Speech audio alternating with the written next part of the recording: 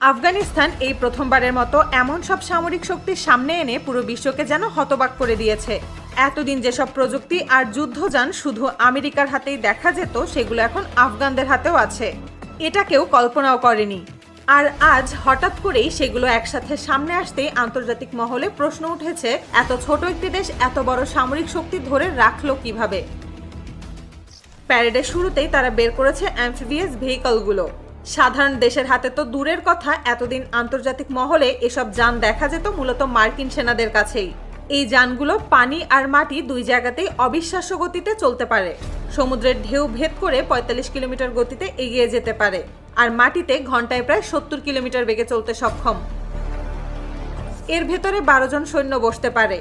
আরও অবাক করা বিষয় হলো, এটা একটানা ১২ ঘন্টা পানির ভেতরে থাকতে পারে।